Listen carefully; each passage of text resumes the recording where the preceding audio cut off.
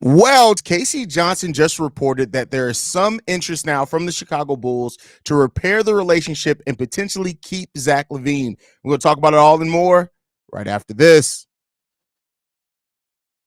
Tuned in to Chicago Bulls Central, your number one place for all Chicago Bulls news and content. I see red, I see red, I see red, I see red, yeah, I see red, I see red, I see red, I see red. All right, this is about as breaking news as we have ever gotten. The podcast just posted. Casey Johnson just reported that the Chicago Bulls have some interest in what a Josh Giddey and Zach Lavine pairing could look like, and are now interested in seeing if they can repair the relationship between the Bulls and Zach Lavine. This is pretty big. Now, I want to break it down from the ins and outs. On the basketball court, is there kind of a natural way that you can see Josh Giddey and Zach Lavine working out? Yes, I will say that their skills are complementary to each other. That's not the problem. It's not a problem that you see that potentially working out for the Bulls. I mean, well, on the basketball terms of it. The now questions that you have to ask yourself is, if you do see that pairing as being something that you feel you can build around, what do you do with the rest of your roster? DeMar doesn't fit that. Nikola Vucevic may not fit that. Right now, if DeMar goes away, potentially. And what does that mean for Kobe? What does that mean for Io, right? Now, is there a world in which the Bulls may start Josh Giddey, Kobe White, Zach Lavine at the 1, 2, and 3? Yeah, but I don't see that being a lineup that has too much success potentially, but maybe that's just me. And ultimately, this is such a now change of direction when it comes down to it that, hey, this is going to be triggering for a lot of Bulls fans, because this again goes to the continuity aspect, or not really continuity. Adding Josh Giddey is enough to say that it's not continuity. That's a pretty significant change, and you look at the way he's probably going to be used on the Chicago Bulls team. But at the same time, it's such a change in direction potentially. Is that all right? How now you have to do you let DeMar walk for nothing? Right? Do you see Patrick Williams fitting in that as the 4? Do you still go out and find a more mobile big? Because I think that's still something you're going to need. And it's just so many questions that are raised. And this could be a byproduct. To me, I'm also not somebody who I'm not going to overlook the fact that, is this more so the Bulls trying to sell on something or try to convince them of something because the market just isn't what they want it to be for Zach Lavine? When you try to trade a player and that market is just not there, you do have to raise some questions on, all right, are they now more interested in repairing it because they just don't see it? It maintaining with Zach Lavine, right? Do they or being able to get a deal back that they feel is favorable? There's a lot of questions that then come about because of this now rumor and type of news. But you got to ask yourself, that the Bulls have to look at it and ask themselves, is this really the right decision for their roster? We got Steve-O coming in the building. Where'd he go? I got to press this. What's going on, Steve-O? What's the deal? What's the deal? How you feeling, bro? How you feeling? I'm conflicted. I'm a little conflicted because, like, at this point, like I didn't had it in my hearts of hearts that we was moving on from the situation. Mm-hmm. And the thing is, I don't think none of us really know the magnitude of how any of each party really feels. Yeah, because it ain't like it been nasty. Like we've seen way more speculation and potential departures of any other team, any other player that been way worse. It kind of been on the low for the most part, so we don't really know how far gone or how bad the relationship was tainted between each party, between Zach and the team, or Zach and the ownership or coaching. So with this being moved, yeah, I do understand. Like, yeah, with what Josh Giddey brings to the table, he does fit more with a Zach, and especially with everything. Like, I know everybody kind of feels a way about the trade, but like, this is what we've been asking for. Like, if we wasn't gonna get a big, the next best thing was a playmaker. We got the playmaker that's gonna free up Kobe, because we all know Kobe is a combo guard for the most part. If he's out there playing free, a free Kobe is looking to score him for most of the time. It's not to be a game manager, be a point guard. That's gonna free him up. I don't think it's really going to affect Io depending on what the roster is right now. That's another thing. We That's don't know how the fair. roster is going to be. Yeah. But I don't think that's going to affect them because we've seen him be that 6-man row. We see him step in and be a starter in some cases. So I'm good with him. But besides that, my only concern is I just don't want to run Zach and DeMar back. Yeah. That's my only thing. I don't want to see that no more. But Hold on. Let me correct this, Nathan. You're wrong. If it's top 10 protected, if it was number 1 overall, the Bulls would keep the pick. That's how to point that out. The pick is top 10 protected. Yeah. Go on, Steve. Yeah, but that's pretty much my feelings on it. Like like I said, because I don't think that it's that much fire going on, and it's not that the relationship is not that tainted as most people think. I think I can see why he's rethinking or they're trying to rehash that relationship because that move makes sense to keep him. Yeah, I mean it does. Like, and that's why I try to look at it the basketball aspect. The fact is that yes, Zach Lavine and Josh Giddey do on paper pair well together. They do everything that Josh Giddey lacks. Zach Lavine basically brings, and I won't say like it's not as perfect as Lonzo. Like Lonzo Ball was the perfect point guard next to Zach Lavine because all of his strengths covered up Zach Lavine's weaknesses. Zach and Josh have similar weaknesses defensively, but on offense, it's a nice synergy between their two skill sets.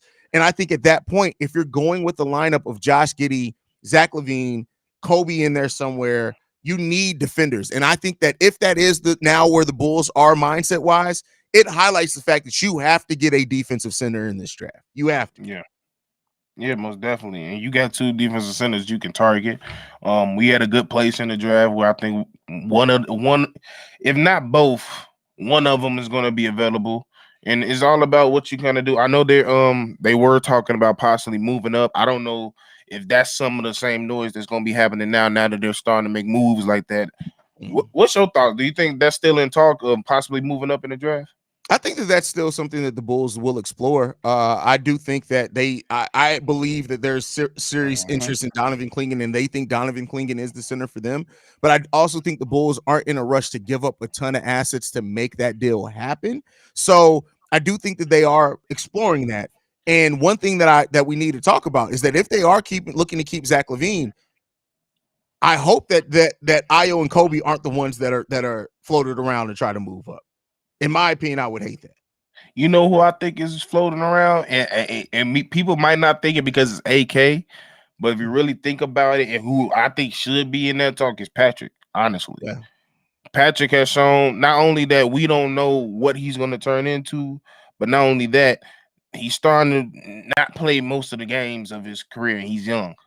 And I understand, like, he's young, he's going through things, but like when you just look at the value of people I still feel like if you float around Patrick, people are still gonna be intrigued because don't get it twisted.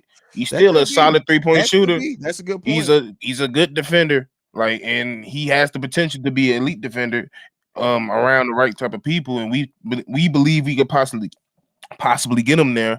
But like you said, we don't really understand. Like at this point, AK is saying one thing and the ownership is saying one thing.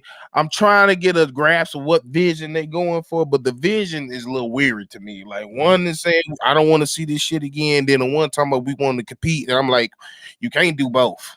Yeah. Yeah. I mean, and the thing is that we've heard nothing. Like AK and Billy Donovan have both talked about how they do not, whatever changes that they make, they do not want it to impact Kobe White's role in this team. To me, if you are planning on having Josh Giddey and Zach Lavine, I'm interested to see how that role does not change. Because are you gonna start Giddey, White, and Lavine out there together? That's a crazy lineup, bro. That's at the 1, 2, and 3. If DeMar leaves, I don't. That's wild, bro. Like I don't. How do you see it shaking out, man? I mean, DeMar there, I still don't see how that works because it's like, okay, then we possibly gonna put him at the 4, and I'm like, definitely don't want him. The one thing, it would not surprise me if Billy Donovan plays DeMar at the 4. That's the part I wouldn't be surprised about at all. Like and that's the thing. I don't want to see that shit. I don't want to see it. Yeah, I don't want to see it. But like, and that's what I'm saying. Like, you almost like. maybe you just gonna at that point you just gonna ask more of guys Josh Giddey if you really think about it. Like, Yeah. dude, if we gonna put you out here, you gonna have to play the best defense that you got at some point. Like, because That's a at fact. this point, still with this team, even with Caruso being gone, our best bet is going to be on the defensive side to try to get buckets on the transition. Because, like I said, until we fine tune, like if this the current roster, there's no change. I really hope we can get Vooch up out of here, but that's probably gonna be the toughest But the one. thing is, if you're drafting a center in this draft, you got to have a backup center, unless they're ready to throw in the Dama I take Sanogo. him as a backup. Like Yeah, I that's take what I'm Vooch saying. as a Yeah, back. Yeah, I take yeah. Vooch as a backup. I see Auntie Goon in there. What up, Auntie? Auntie But Goon in the building. bro. But I don't know. Like it's so many. Like, bro, it's like we had a crossroads. Like I could see us going so many directions. It's just how they feel about certain things. If they want to go like you, well, if they kind of am going one direction, saying that they don't want anything to That affect would be Kobe. picking the yeah. Yeah, That's so picking the that's really the direction. direction they really going with. So like to me, like I said, even if you put Josh Giddey in that starting lineup, I feel like that only is going to help Zach and Kobe. Because basically he's going to dish it to him in the right spots. Now, is that going to sacrifice on the defensive end? Probably. Yeah. But if that's the direction you got to go, you got to switch up your offense and be like, all right, we got to be more of an offensive efficient team if we're going to run this type of lineup versus the different type of lineups you want to throw out there. Yeah. We'll see. But unfortunately, we got to cut this one out. I had a finite amount of time to be on this one. I'd love to chop it up with Steve-O and get more in the weeds of this one. But your boy got to go do Bleacher Report. So we'll be breaking this down more, as I'm sure more news and reactions will come out of this. You know how stuff like this usually goes. Once something's kind of put out there, then you start getting other analysts and pundits and things out there. But I actually heard this. And we'll see what all gets into the weeds, man. But any last thoughts, Steve-O, before we get up out of here, brother?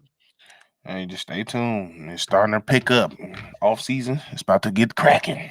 Business is about to pick up. If you guys aren't subscribed to the channel, make sure you hit that subscribe button. As you guys can tell, when news drops, we drop, period. So make sure you guys stay tuned in exchange for subscribing to the channel. I'm going to be delivering you the best and most consistent Chicago Bulls content on all of YouTube or podcasting forums. So make sure you guys stay tuned in. Drop your Bleacher Report. I don't have the link until I said it. It's Bleacher Report does a weird No, your thing. name. Your name, at least. Oh, I mean, it's just Haize. Just go to Bleacher Report, go to the Bulls page on Bleacher Report. As soon as I go live, there's probably already an event up there. You can be in there waiting on it. We'll be talking about the draft there. So make sure you guys stay tuned in for that, man. I love you guys. Go Bulls. See Red, y'all.